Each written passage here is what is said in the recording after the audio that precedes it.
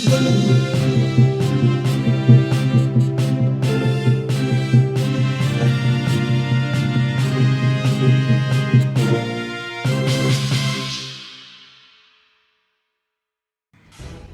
विभागीय आयुक्त कार्यालयातील उपोषणाला सामाजिक कार्यकर्ते दिगंबर खोकले यांची भेट.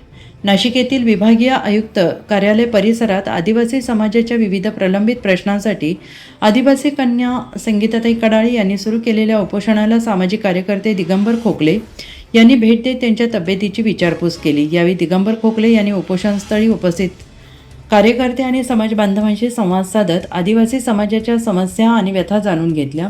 समाजासमोरील विविध प्रश्नांबाबत प्रशासनाने तात्काळ दखल घेऊन योग्य तो निर्णय घ्यावा अशी मागणी त्यांनी केली आहे. या उपोषणादरम्यान आदिवासी समाजाच्या न्याय, हक्क आणि विकासाशी संबंधित अनेक प्रश्न प्रशासनासमोर मांडण्यात आले. मात्र अद्यापही अपेक्षित कार्यवाही होत नसल्याने समाजामध्ये तीव्र नाराजी व्यक्त केली जाते आहे.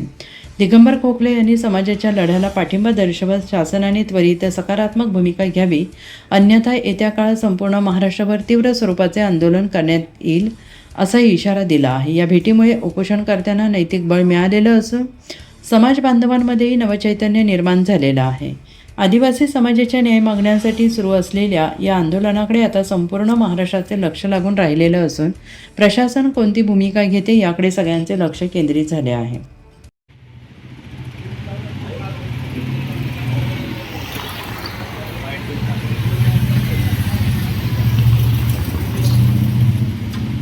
चालू कर.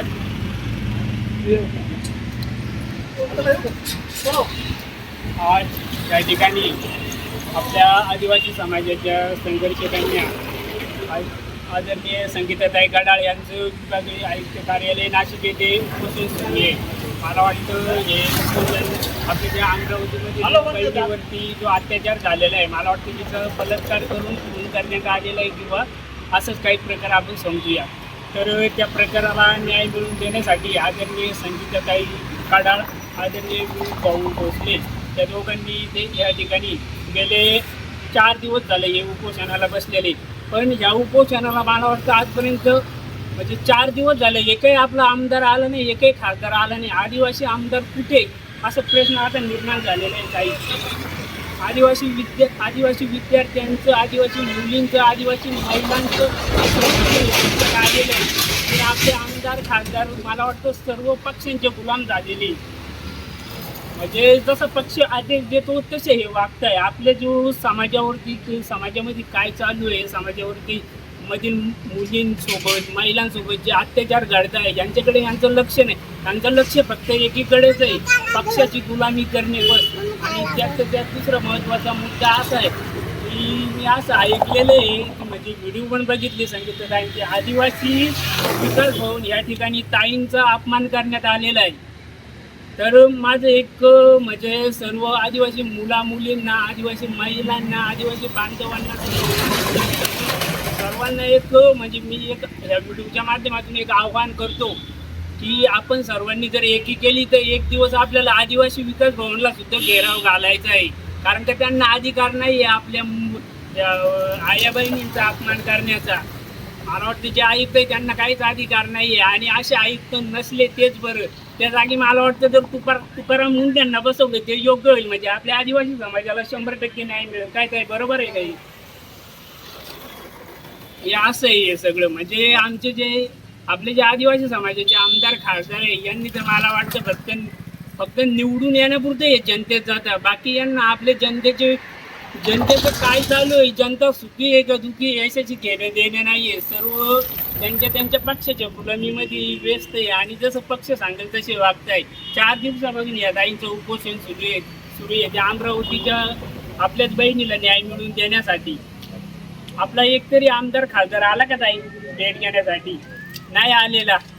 का नाही आलेला? कारण का यांच्या पक्षाचे जे मेन लीडर आहे त्यांनी आदेशच दिले नाही. त्यांनी जर आदेश दिले तर मला वाटतं नाही ते पण यांना आदेश देऊ शकत नाही. कारण का ते जरी इथे आले ते उपोषणवरती गेलं तर मला वाटतं हे यांनाच धोका होईल. त्याच्यामुळे हे सर्व जाणीव यंत्रणा ही कामाला लागलेली आहे. आणि आपल्या आदिवासी महिलांसोबत जो प्रकार चालू आहे हा अतिशय म्हणजे प्रकार आहे. अशा घटना होऊ नये म्हणून आत्ता तरी आदिवासी समाजातल्या मुलांनी एकत्र यायचं आहे. आणि येत्या काळात मला वाटतं 1-2 दिवसांनी ताईंनी मला वाटतं डॉंगमोरची हाक दिलेली आहे. इथूनच मला वाटतं इथूनच सुरू आहे. हो, इथूनच सुरू आहे मुंबई मंत्रालयापर्यंत. त्या मोर्चासाठी मला वाटतं मी स्वतः आवाहन करतो की आपल्या या नाशिक जिल्ह्यातील इगतपुरी तालुका आहे, सिन्नर तालुका आहे, आपले मालेगाव या सर्व तालुक्यातील मुलींनी मोठ्या संख्येने यायचं आहे. आणि जे आपली अमरावती जिल्ह्यात तिथीसोबत जे झालेलं आहे त्या तिथीला न्याय मिळवून देण्यासाठी लढायचं आहे. आणि हा मोर्चा मला वाटतं 100% निघणार म्हणजे